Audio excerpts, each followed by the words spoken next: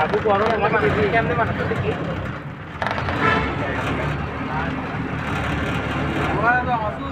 মার দেখে এই দিকে মাছ রই নিয়ে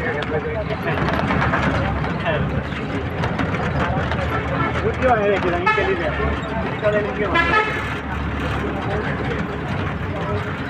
সামনে থাকো হ্যাঁ সামনে এবার নাই আগে তোমাকে পরীক্ষা করে